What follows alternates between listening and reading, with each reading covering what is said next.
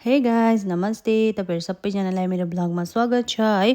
So हिजो चाहिँ बुद्ध पूर्णिमा थियो अनि सबैजनालाई बिलेटेड ह्यापी बुद्ध पूर्णिमा है। ब्लग एडिट गर्न अलिकति टाइम लाग्यो अनि म तपाईहरुलाई चाहिँ आज मेरो भिडियोमा चाहिँ है पुरा दिनभरिको एक्सपिरियन्स हिजो कस्तो थियो भनेर त्योहरु शेयर गर्न चाहन्छु है। अनि मर्निङमा चाहिँ म सबसे पहिला चाहिँ उठेर नुहाइदै गरेर फ्रेश भएर चाहिँ गुम्बातिर लागे हैन। अनि गुम्बा पुगेपछि चाहिँ एकदमै शान्ति फिल भइरहेको थियो है। अब त्यहाँनिर मन्त्रहरु सुन्दाखेरि लामा पढेको सुन्दाखेरि है कस्तो मजाको लागिरहेको थियो।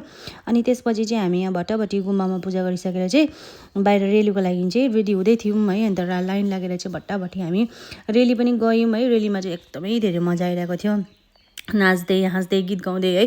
अन्त मन्त्रहरू जप्दै मजा आइरहेको थियो नि त रेलीमा चाहिँ हामीलाई हो। हिजो चाहिँ साँच्चै नै भन्नुपर्दा हामीलाई भगवानले चाहिँ आशीर्वाद दिनुभएको जस्तै थियो हैन।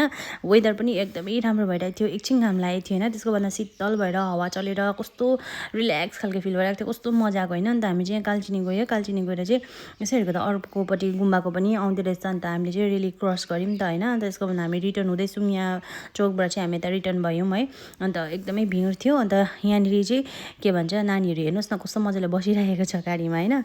अनि यहाँनिर चाहिँ सबैजनाले धर्मप्रति है मान्छेहरूले चाहिँ जुसहरू पानीहरू पनि डिस्ट्रिब्युट गर्नुभएको थियो है। अनि यस्तो टाइममा चाहिँ यसरी पिलायो भने चाहिँ एकदम पुण्यको काम हुन्छ भन्ने गरिन्छ नि त हैन।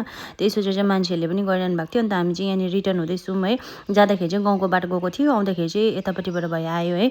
अनि यहाँनिर चाहिँ हेर्नुहोस् नानीमा है, उहाँले चाहिँ हाम्रो गाउँको प्यारो नानी हो नि त, यो सानो नानी हैन। अन्त ऊ पनि कस्तो क्युट देखिरहेको छ आज चाहिँ।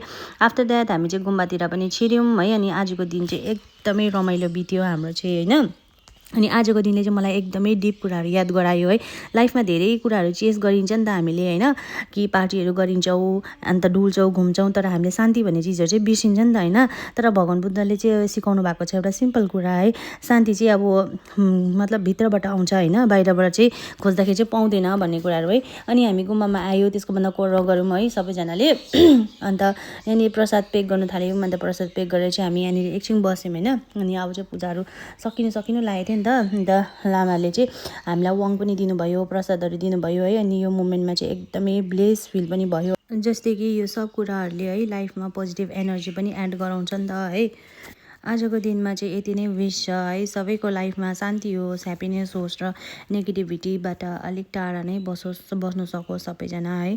अनि ह्याप्पी बुद्ध पूर्णिमा सबैलाई है। May your life be fill with peace love and positivity है। आफ्टर द्याट हामीले चाहिँ वाङहरू सबै थापिसक्यौँ होइन।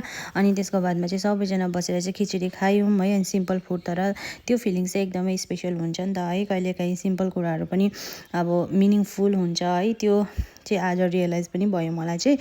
सो गाइज त्यही हो है। Thank you so much for watching, bye bye, see you in